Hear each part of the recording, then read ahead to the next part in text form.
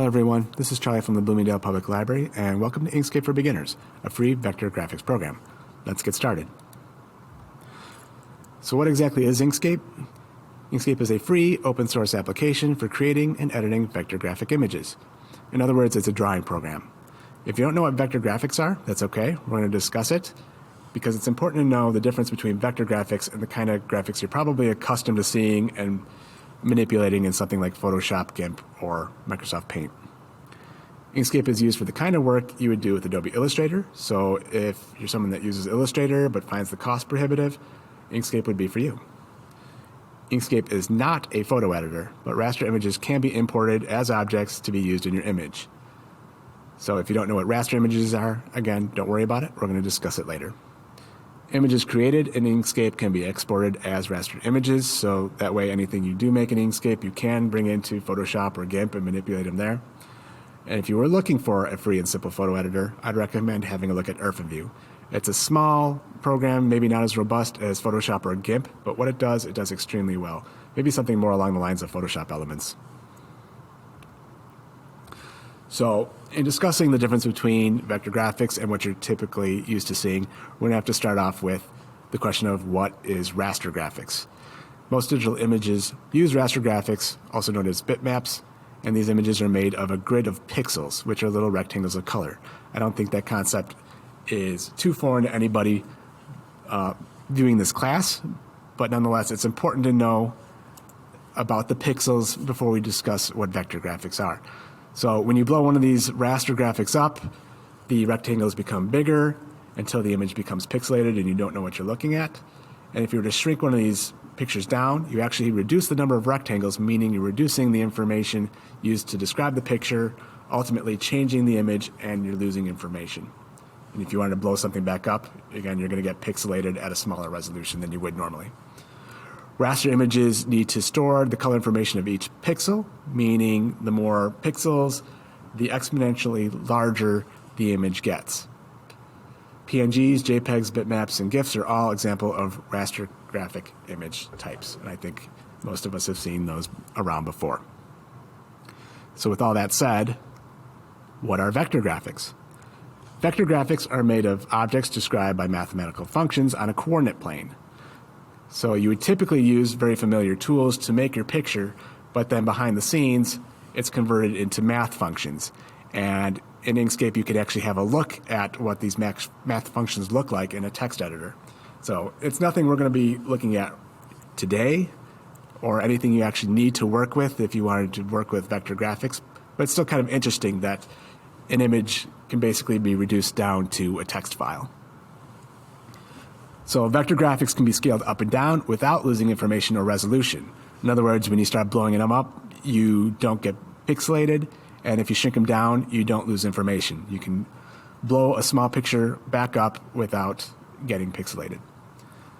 Generally, vector graphic files, typically SVGs, are extremely small, and increasing and decreasing the resolution will have very little effect on the file size. Again, remember, these files are essentially text files that are converted into images. Vector graphics tend to have a distinct, clean look that animates smoothly. So I would refer you to the Powerpuff Girls. So you're using lines, curves, and shapes to create these images, which again look very clean, if maybe a little bit cheap. But again, they're relatively easy make versus doing the same thing in Photoshop. And if you were to animate, it animates extremely easily. Okay, so let's have a look at installing Inkscape. As you'll notice, I already have Inkscape installed on this computer. The download's a little too long to sit through for a video, but I'll take you through the motions. So start off with the browser of your choice. And then in the address bar, type in inkscape.org. And that should take you here. On the screen, go ahead and roll over Download, click on Current Version, and you'll notice at the bottom we have a choice of operating systems. Go ahead and choose the one that is appropriate to you. I'm going to click on Windows. And unless your computer is older than 10 years or you know otherwise, I'd recommend clicking on the 64-bit version. For Windows, you have 3 installation options. They'll all work, but I'm going to go ahead and recommend the Windows Installer package. When the window comes up, save file. The screen it takes you to has an option to donate, but otherwise Inkscape is free to use. And up at the top here, once it's downloaded, you can go ahead and open the installer through the browser. In Chrome, it's usually on the bottom. Or you can go ahead and close the browser and navigate to your download folder. Go ahead and double click on the Inkscape installer and then follow the prompts. There's only 2 or 3, and unless you know otherwise, I would just go ahead and leave everything on the defaults. So I'm going to cancel the setup, close the windows. We'll go ahead and open Inkscape.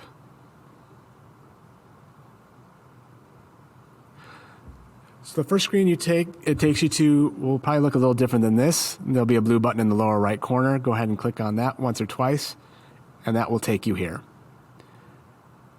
From here, go ahead, choose Time to Draw, click New Document, and that should take you here. And this is our Inkscape interface. If you're using a desktop computer or maybe have a bigger screen, it might look a little differently. But we'll go ahead and have a look.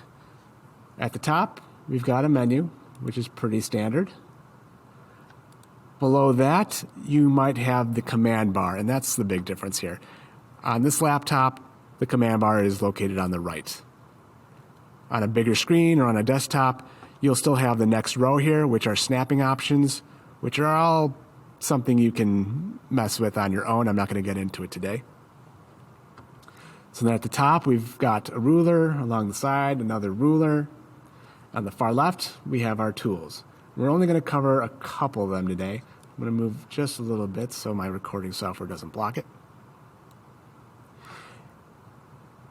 At the very bottom, we've got a color picker. So you can go ahead and choose any of these, and it will choose a color. If you choose the arrow, it'll give you different palettes. At the very bottom, we have a status bar, which has all sorts of great things to know, from the fill and stroke of your shapes, opacity, and this spot right here, where it says no object selected, is of particular note because it'll give you tips of what you can do with the various tools and when you're manipulating various shapes and objects in the workspace. A little further over, we've got the cursor coordinates. As you see, as I move that around, it changes a bit. Zoom factor and rotation. So again, just a general overview before we get started. But with that, we'll go ahead and start looking at some of our tools. The first tool we're going to look at today is the rectangle tool. So if we go over to the far left, you'll notice as we roll over each of the tools, it tells you what it is and what it does. I'm going to go ahead and click on this little square here because that is the rectangle tool. When I do so, you'll notice at the top, we have a new set of tool options, as well as the current fill and stroke of the rectangle we're about to draw. At the bottom, you'll notice that there's a hint, drag to create a rectangle, etc. When I click and drag, the tips at the bottom change. It'll tell us the dimensions of the rectangle. It also says use Control to constrain the ratio and Shift to constrain the center. So I'll go ahead and hold down Control. And as I do, see it says constrained, ratio 4:1, 5:1, 3:1, 2:1, golden ratio. 1:1, of course, is a square. If I hold down Shift instead, we center around the starting point. And if I hold down Control and Shift, we can do both at the same time. So I'll go ahead and just draw myself a rectangle. And once I release the button, we have a couple handles on the corner as well as an X in the middle. The X is what lets us click and drag our rectangle around. You can also move with the Select tool. And then the handles in the upper left and lower right corner are squares, and when you drag those around, you change the width and the height. The circle in the upper right is to change the corner radius. There's 2 of them, so you can have a different radius for the X and Y axes. Oops, just drew an extra rectangle there. So if you don't have a steady hand, you can also change all these values up at the top by simply clicking in the box and entering a value.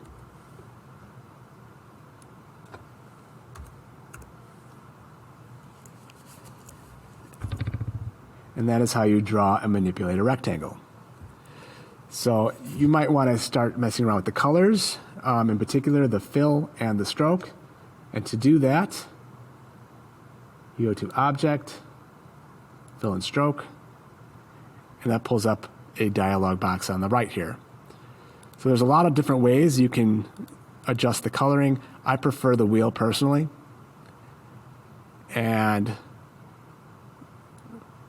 as I drag it around here, it changes the color, and then within the triangle itself, you can change the shade. If I go to Stroke Paint, you'll see it says Paint is undefined because there is no stroke, and the X is selected here. So you just select the flat color next to it, and now we have a stroke. And it's set to something weird because I was playing around with it previously, but typically it will be set to something very small and just a straight line.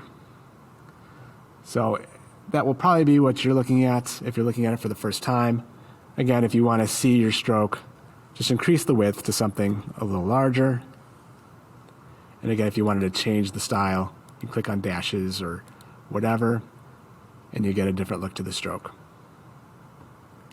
If you wanted to change the color of the stroke, again, go to the Stroke Paint, and you can change it with the wheel. You can also use the bottom color picker, and you'll notice as I roll over the colors at the bottom, it says click Set to Fill and Shift click to set the stroke. So if I were to roll over red, hold on Shift, there you go. If I were to not hold down Shift, click a color, there you go. If you wanted to change your palette, just click this arrow all the way at the far right. Say if I choose blues, now we have a collection of blues in our color picker. So there you go. That is how to draw a rectangle and change the colors in Inkscape. The next tool I'd like to discuss is the Selection tool. The Selection tool is the arrow at the top of the toolbar. I'll go ahead and click on that. You'll notice as I do, the tool options at the top change. To select a shape or object, go ahead and click on it. And you'll notice once I do, we have all these new scaling arrows around the sides. The arrows let you manipulate the height and width at the same time. The side arrows will do the width or the height one at a time. If you click and drag anywhere inside the shape, you can move it versus just the crosshair like we had in the rectangle. If you click on the shape itself, you'll notice the arrows all change, and we have a crosshair in the middle. So if I click on one of the corner arrows, you see it acts like a rotation tool. If I click on one of the side arrows, it will skew the shape. The crosshair in the middle is our rotational pivot point. So if we click and drag that to a corner, now when we rotate, you see it rotates about the corner instead of the center.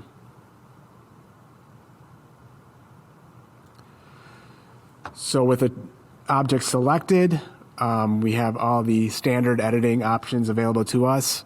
Again, it might be along the top if you have a bigger screen or if you're working on a desktop. Here on my laptop, it is all along the side where we have the options to undo, redo.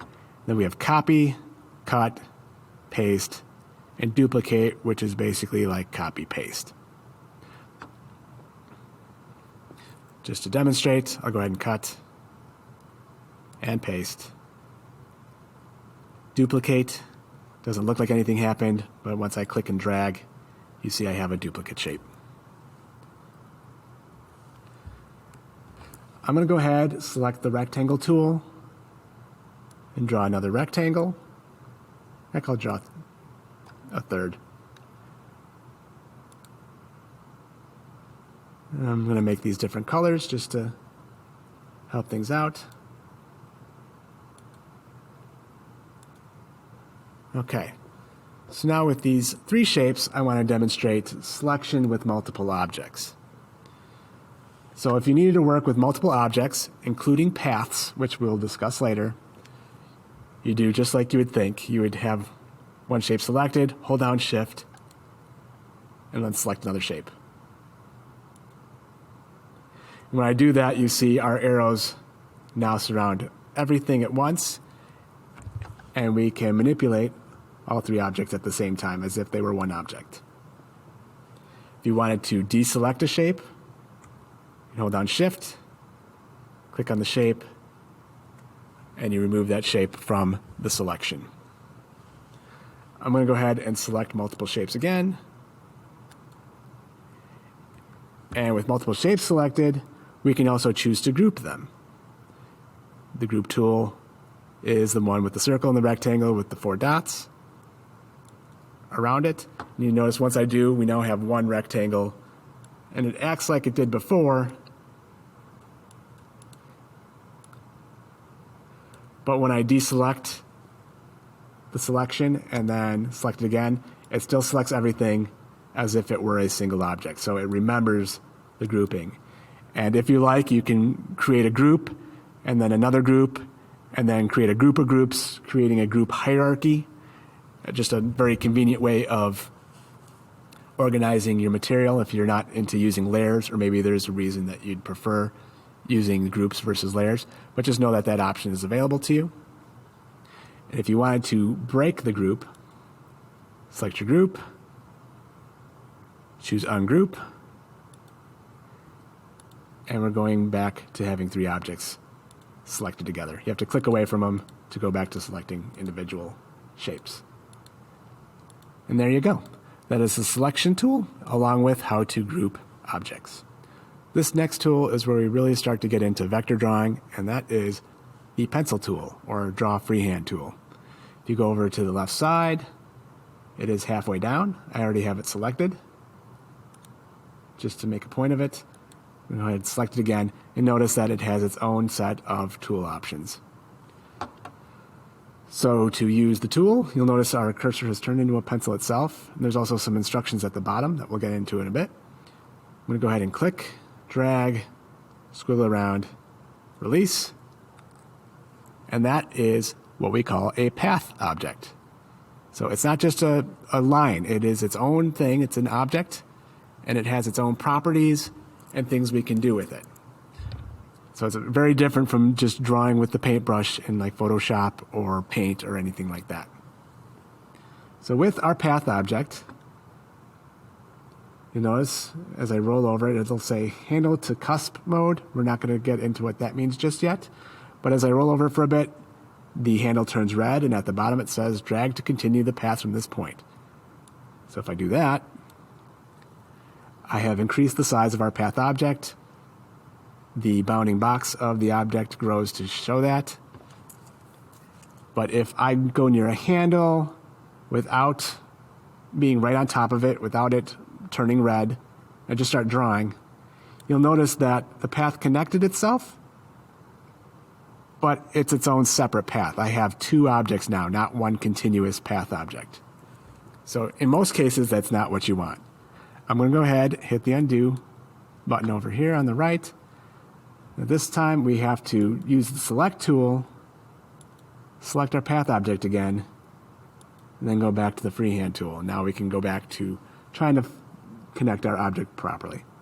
So again, I'll wait for that handle to turn red, draw some more squigglies, and there we go. I've again extended the path object, and it is still considered one object. If you like, and you can do this all in one stroke too, go ahead and make sure the handle turns red. You can connect one handle to the other. Again, wait till it turns red, let go. And that's how you would complete the path. At the bottom, when we first selected the tool, it said hold down Shift to continue to add to the path.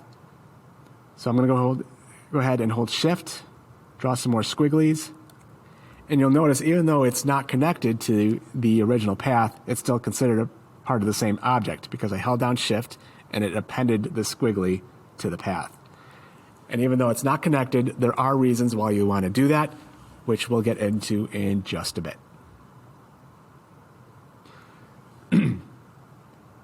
Before I move on, let's go ahead and discuss a couple of this object's properties as well. Even though it's just a line, just a path, even this disconnected guy down here, it has a stroke and a fill all of its own. I'm going to go ahead and undo all of our paths here. I'm just going to draw one more squiggly line. Notice it is not connected. So I'm going to go ahead, go to Object, Fill and Stroke, and you'll notice for fill, it says no paint. But if I go ahead and click flat color, all of a sudden we have a new fill. And we can change the color of that with the color wheel over here. It might seem a little more obvious, but it does have its own stroke. We'll go ahead and change that to something noticeable. It's kind of hard to see. So we will increase the stroke width. Oop. Oop, it's still black. So we'll go ahead and change the shade of green there, and there it's a little bit more obvious. So again, something to keep in mind, that even though our path isn't connected, you can still give it a fill, and it will try to fill it up. And it will, of course, have its own stroke color as well. Now that we know how to create path objects, we should probably talk about the path editor, which honestly is probably the tool you're going to be using the most if you're creating graphics in Inkscape. Incidentally, if you're working with objects that are not path objects by default, such as like rectangles, circles, and even text, what you would do is select the object and go to Path, Object to Path, and then you'll be able to manipulate those with the path editor. For now, I'm going to go ahead and choose our pencil, draw a squiggle or two, and select the path editor, which is right below the selection tool up in the top left. When I do that, you'll notice that our selected path gets a few squares and diamonds on it, and we have a whole bunch of new tool options, which we're going to explore those. It's going to probably be the rest of the class there. So I'm going to zoom in just a bit, help us see things a little bit.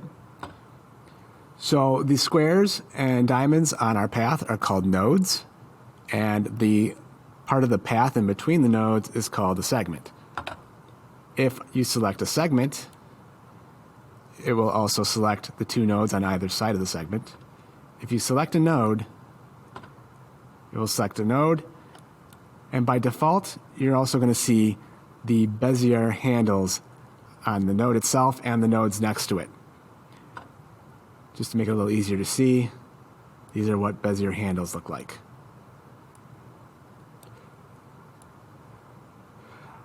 They kind of get in the way for right now, so I'm going to go ahead and again turn them off. It's the second icon from the right with the path editor selected. So you click on that, the handles go away.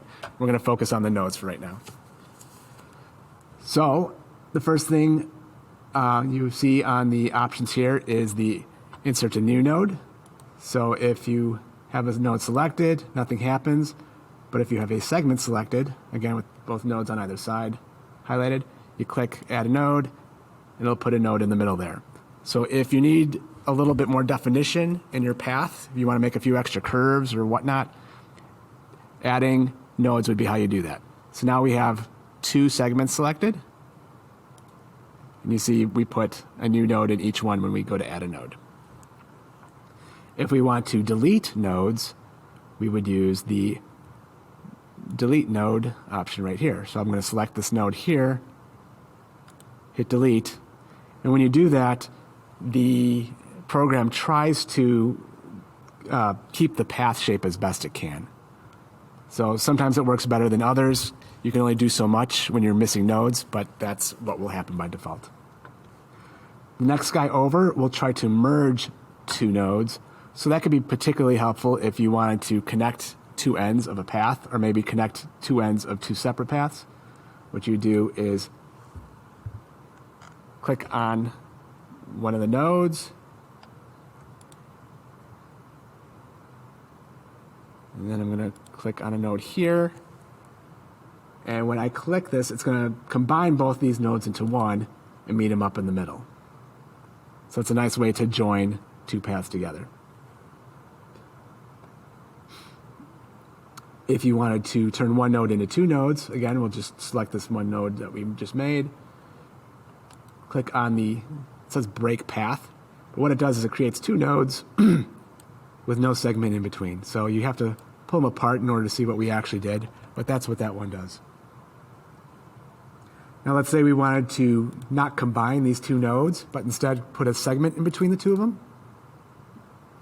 What we do is select the two nodes on either side, join selected end nodes with a new segment is what it says. And you see it just puts a segment in between the two selected nodes.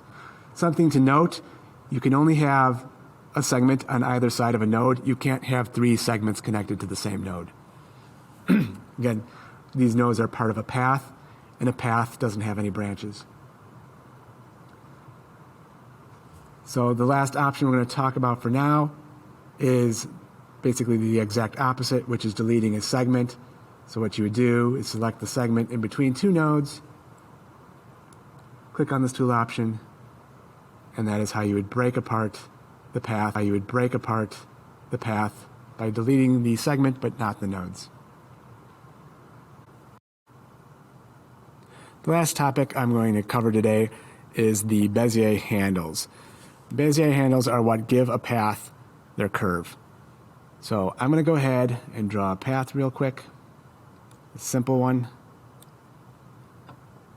I'm going to go to our path editor, and I'm going to zoom in a bit just to make it a little easier to see. And when I do, I can go ahead and select a node. And selecting a node will make the Bezier handles appear for not just that node, but the nodes adjacent to it too, because the curves of one node will affect the one adjacent to it. To make it a little easier to see the handles, I'm just going to go ahead and drag on them a bit.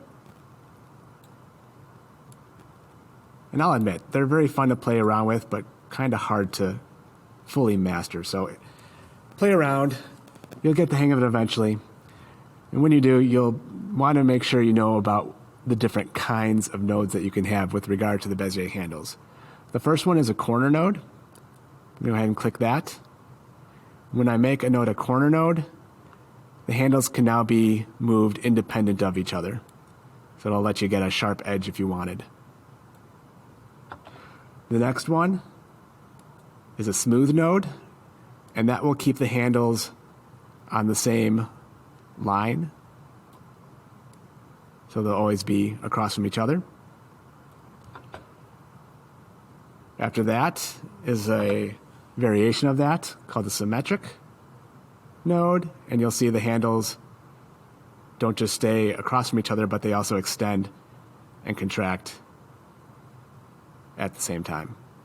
If you go in close to the node and then start moving things around again, you'll see that the asymmetry breaks.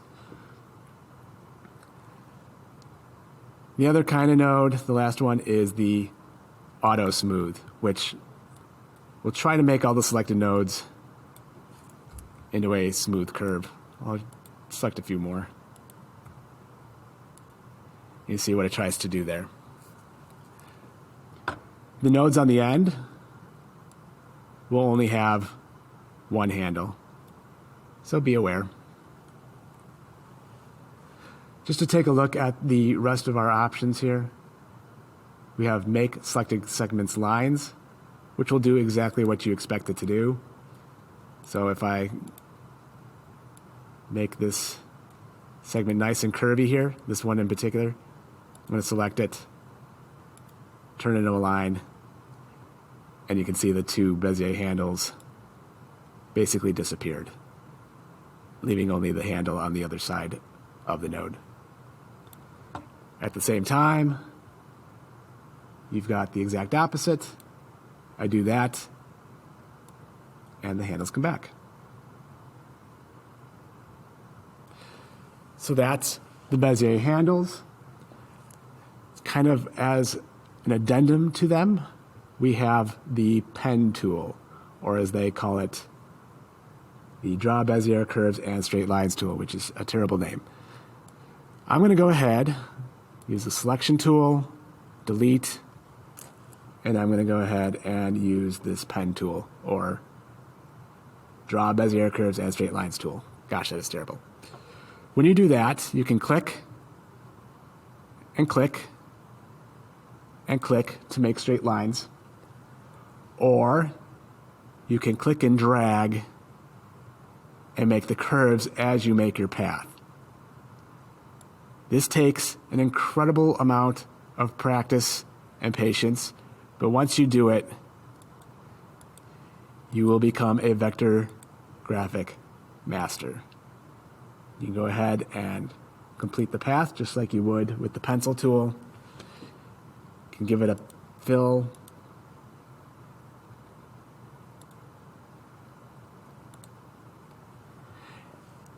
And there you go. So that's the pen tool, again, kind of as an addendum to the Bezier handles, because you need to know how to manipulate them as you draw, and definitely takes a little bit of practice.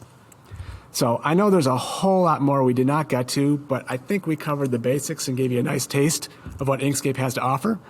I hope I piqued your interest, and you can always find more information on YouTube, or you can go to inkscape.org and look through some of their tutorials, as well as go to the Help menu and look at the Inkscape manual and tutorials there.